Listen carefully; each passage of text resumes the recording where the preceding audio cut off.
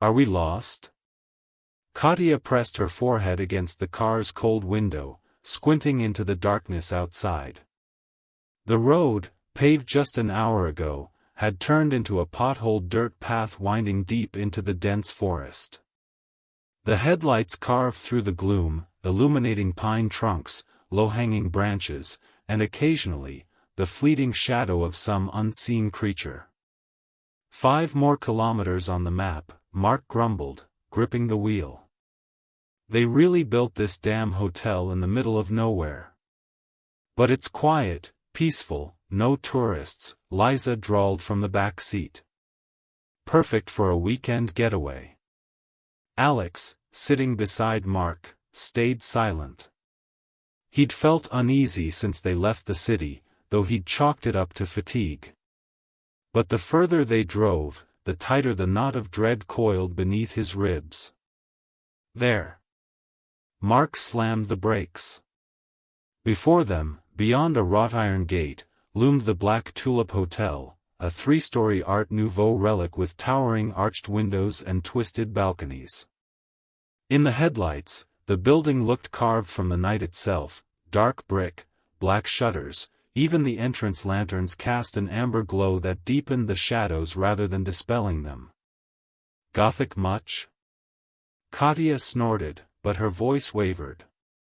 The car crunched over gravel toward the entrance. A tarnished bronze plaque by the door read, "Welcome. Leave the world behind." Charming, Alex muttered. The door swung open before they could touch it. "Good evening, guests." A gaunt man in an immaculate black suit stood framed in the doorway. His face was unnaturally smooth, as if molded from wax, his smile too perfect. "I'm Victor. Your concierge. Your rooms are ready." He stepped aside, gesturing them inside. "Thanks, but we can," Liza began, then fell silent as she crossed the threshold. The interior defied expectation. Vaulted ceilings adorned with frescoes. Crystal chandeliers. Plush carpets underfoot. The air carried a sweet, cloying scent, like expensive perfume over old parchment. "It's beautiful," Katya breathed despite herself. "Indeed," Victor agreed. "The Black Tulip always welcomes guests. Especially." His gaze slid over each of them. Those seeking more than mere relaxation. A chill skittered down Alex's spine. "Have you dined yet?" Victor asked. "No, we just arrived," Mark said. "Then allow me to escort you to the restaurant. The chef has prepared a special menu." They exchanged glances. Something in Victor's tone felt less like an offer and more like a command. "Maybe later?" Alex tried. "Later, the kitchen closes," Victor smiled. "And you wouldn't want to miss the main course." For a second, the chandelier's light caught his eyes, and Alex swore they flashed yellow, like a cat's. "Let's go," Liza blurted, tucking a nervous strand of hair behind her ear. "I'm starving." The others followed, reluctance in their steps. Alex trailed last. And he saw it clearly, the shadows in the hallway twisting after them. The hotel restaurant stood half empty. Only a few tables draped in burgundy cloths, the faint flicker of candlelight trembling in crystal holders. From the corner came the muffled sounds of jazz, an old gramophone playing My Funny Valentine, though no musician was in sight. The friends took a table by the window. Beyond the glass, fog swirled, swallowing the forest whole, as if the hotel floated in a milky void. "It's strange here," Katya whispered, rubbing her arms. "Like we're the only guests." "Even better." Mark poured wine into glasses. "No noisy crowds, no kids, just us, good food, and a couple bottles of the strong stuff. But his cheer rang hollow. Even he couldn't ignore Victor lingering by the door, motionless, as if waiting. Then they saw her. From the shadows of the hall emerged a woman in a dark red dress. Her heels clicked against the parquet, yet her steps seemed unnaturally light, as if she glided rather than walked. "Good evening," she said, her voice low, slightly husky, laced with dangerous sweetness. "My name is Irina. I entertain guests here." She sat at their table uninvited, and for some reason, no one objected. "Entertain?" Liza scoffed. "What, you put on a show?" Irina smiled, and in that expression was something too knowing, as if she'd already deciphered every thought in their heads. "No, darling. I propose a game." From the folds of her dress, she produced 4 slips of paper and an inkwell pen. "Write down your deepest desire. The thing you truly want. Don't lie to yourself, or the game won't work." "What is this, some New Year's fortune-telling?" Mark laughed, but the sound died under her gaze. "No." She dragged a fingernail along the rim of her glass, and it sang a high, shrill note. "This isn't fortune-telling. It's a test." Alex felt the air thicken. Even the music dimmed, as if someone had muted the world around them. "What happens to these wishes?" he asked, forcing calm into his voice. Irina turned to him, and her eyes glinted in the candlelight. "If the fire accepts them, they'll come true." She pointed to the fireplace in the far corner. The flames burned steady, but their light was too dark, nearly violet. "Well, okay," Katia blurted, snatching the pen. "And if it doesn't accept them?" Irina laughed, and the sound was like shattering glass. "Then you have nothing to fear. Right?" One by one, they wrote. "Mark, I want to be rich." "Katia, I want him to come back." "Liza, I want to stop being afraid."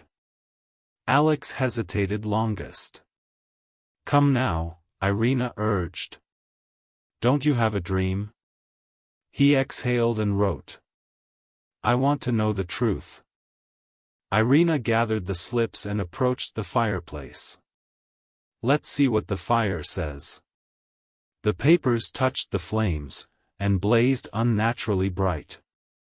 Smoke coiled upward, twisting into shapes of faces, hands, screaming mouths, as if souls were struggling to break free. Then, silence. "Well?" Mark demanded, voice tight. Irina smiled. "Wait until morning." And she left, the room hushed but for the whispering fire. Alex studied his friends.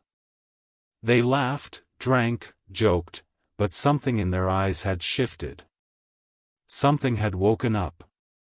And he wasn't sure it was good. That night, they all dreamed the same dream.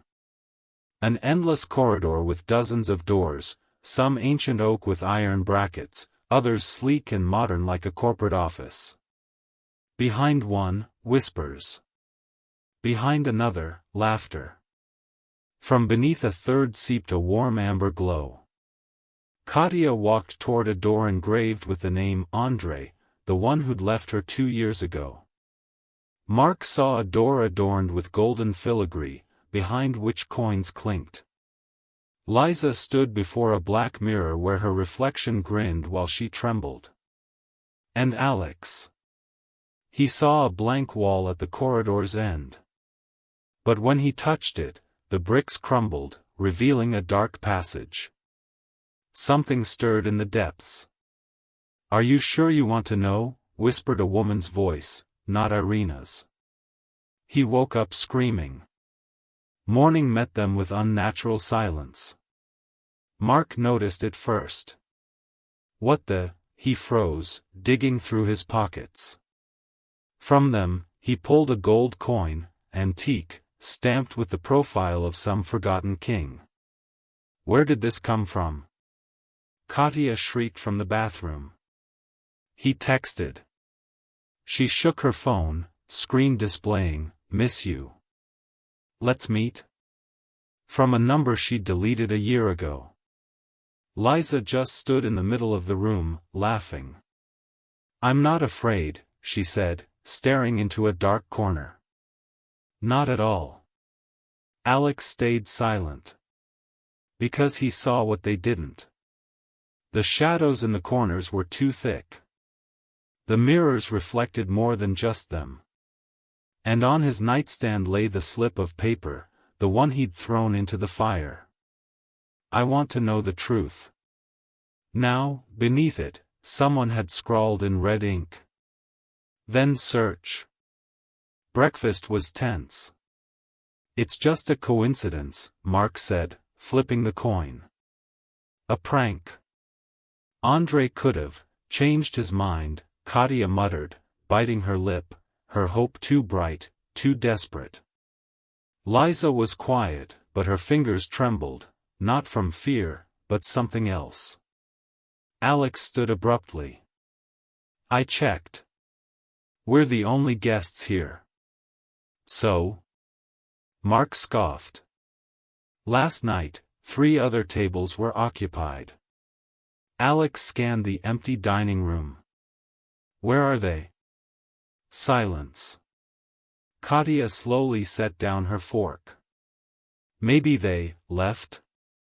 Then her phone rang. "Andre. Meet me at the lake at noon." She bolted up, napkin fluttering to the floor. I have to."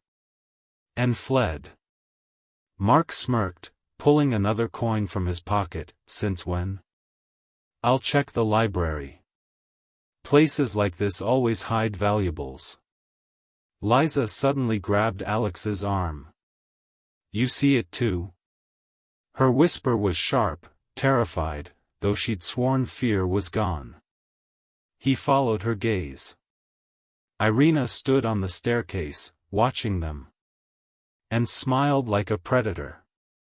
The library on the second floor reeked of dust and old paper.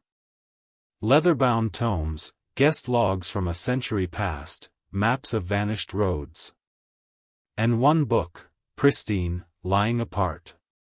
He opened it. "Desire is the key. Payment is the soul. The hotel takes what you willingly give." And photographs. People. Dozens. Some faces he recognized, the ones that had swirled in the fireplace smoke. The last page was blank. Except for 4 sketched outlines. Nearly identical to them. The library plunged into sudden cold. Alex swallowed the lump in his throat, unable to tear his eyes from the ominous silhouettes in the book. "They're silhouettes. Bullshit."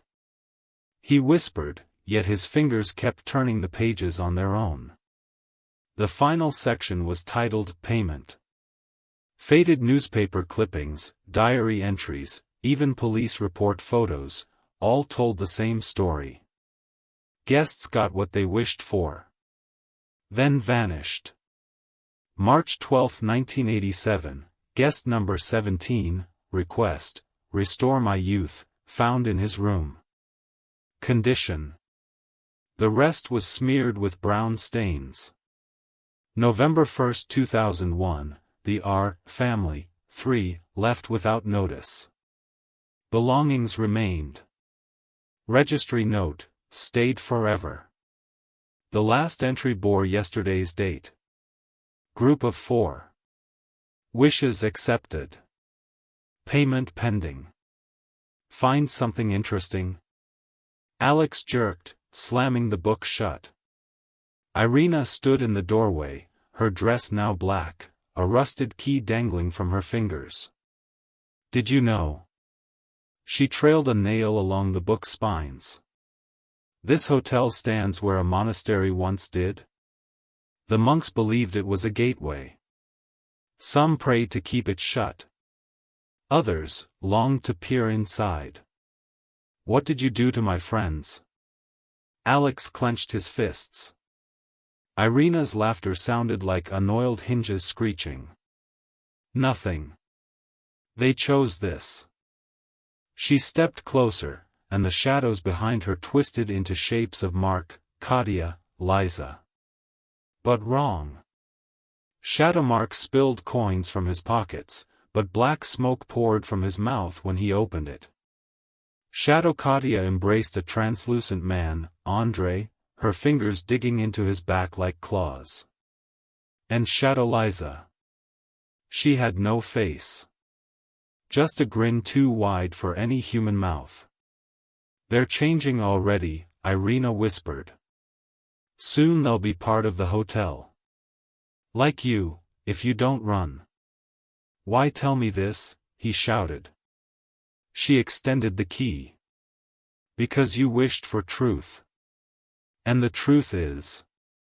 Her breath scorched his ear as she hissed. Doors only open from the inside. Run, boy.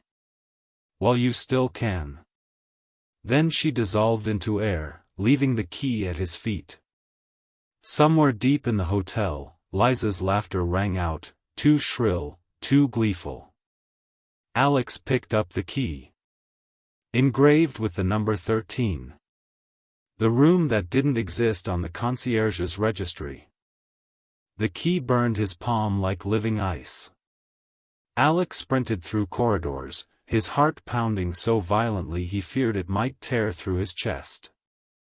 Somewhere behind him, footsteps echoed, whether Mark's or something merely pretending to be Mark, he couldn't tell. Alex. Katya's voice called out, but he didn't turn. The hotel was transforming before his eyes. Wallpaper peeled away, revealing brickwork scarred with scratched "Please, help, they're in the walls." Chandeliers swayed without wind, casting shifting shadows that moved on their own. Mirrors warped reflections, showing empty hallways where no one stood. Room 13 waited at the very end of the third floor. The door was ancient oak, studded with rusted iron brackets, exactly as in his dream. Alex exhaled and turned the key. The lock screeched. Then swung open on its own. Inside was not a room. Only a spiral staircase plunging into absolute darkness. The stench hit him first, damp, mold, and something else, cloyingly rotten. "Come in," whispered a voice, not Irina's. He stepped forward. And the stairs groaned beneath him, descending on their own, as if alive. The basement.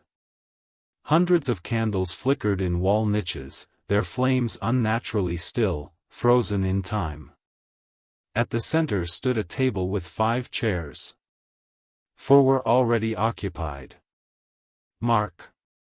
Katya. Liza. Irina. But changed.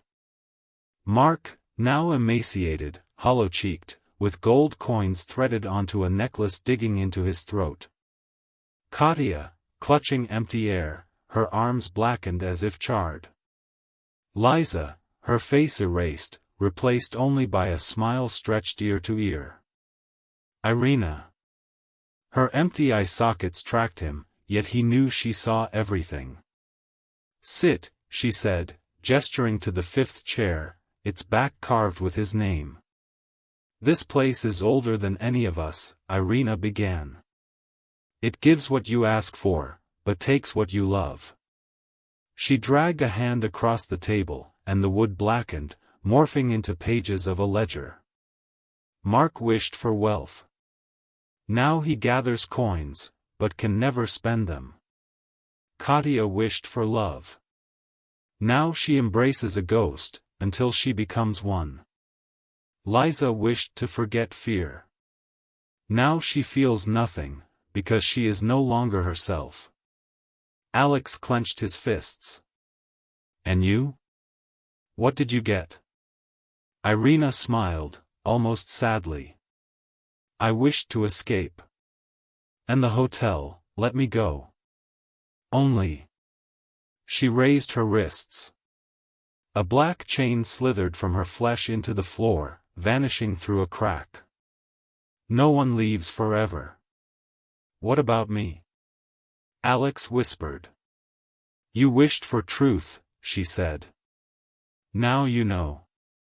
But the hotel is hungry. And it likes. She leaned in, her breath scorching his mind as she hissed. Guests who come back.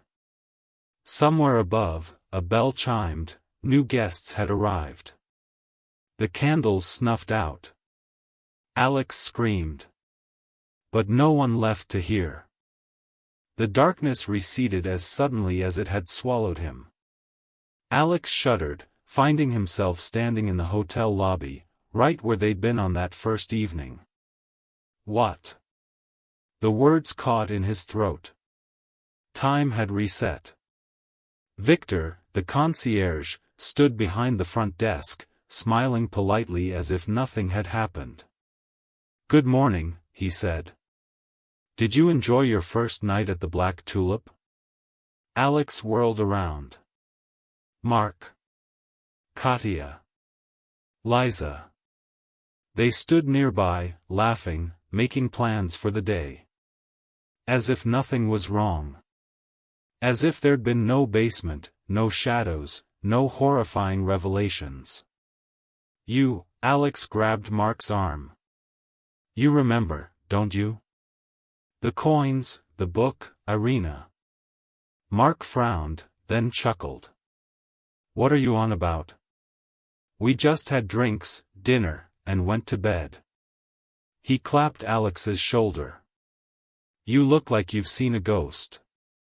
Katya gasped at her phone. Oh my God, Andre texted. Her eyes lit up. He wants to meet. Alex recoiled. They didn't remember. Or, the hotel had erased their memories. So why did he still know? Irina stood on the staircase. She watched him calmly, no smile, no trace of her earlier games. You can leave, she murmured, too quiet for the others to hear. Right now. Take the car and disappear. What about them, he whispered. They've already chosen. Even if they don't remember. But. Or stay, she continued, something almost human flickering in her gaze. And try to save them. Alex closed his eyes. Fragments of memory surfaced. Mark, drowning in gold. Katya, clinging to a ghost. Liza, erasing her own face. And this hotel. It wouldn't let them go. But maybe. He opened his eyes. I'm staying. Irina nodded, no surprise, no pleasure. Then go. His friends waited by the exit, calling him to join them by the lake. They looked so real. So alive. Alex clenched the key in his pocket, the one marked 13. It was still there. Cold. Heavy. Real. He took a step toward them. There's something I need to show you. Alex didn't tell his friends the truth. He knew, they wouldn't believe him. So he chose another way. The lake behind the hotel was unnaturally black, as if the night itself had dissolved into its waters. Why are we here? Katya fidgeted with her phone, waiting for Andre's message. I need to show you something, Alex said, pulling key 13 from his pocket and hurling it into the lake. The water heaved, like something massive had breathed beneath the surface. Shadows crept up the shore, clawing at their ankles. Mark screamed first, the gold coins in his pockets melted, dripping onto the sand like liquid lead. Katya dropped her phone. The screen cracked, Andre's last message vanishing, replaced by a single word. Goodbye. Liza collapsed to her knees, her face returned, but with it came fear, raw and animal, tearing through her chest. The hotel groaned. Walls shook. Windows shattered. Black smoke poured from the cracks. Irina stood on the porch, watching them with hollow eyes. You. Her voice disintegrated in the wind. You weren't supposed to. Alex grabbed his friend's hands. Run. The road crumbled behind them. Trees bent, reaching. The earth breathed under their feet. They didn't look back. Didn't stop. Not even when a deafening slam echoed behind them, like a massive door sealing shut. The car sped down the empty highway. Silence. Only ragged breathing. Then Mark laughed, shaky. What the hell was that? Katya sobbed. Liza clenched her fists, her fear real, hers again. Alex checked the rearview mirror. Where the forest had been, there was now only an empty field. No hotel. No path. No black tulip. They never called the police. Never told the press. Just went home. But sometimes, on nights too quiet, when shadows grow too thick, they'll hear a phone ring somewhere. And a whisper on the other end. You forgot your belongings. They never go back for them. Never.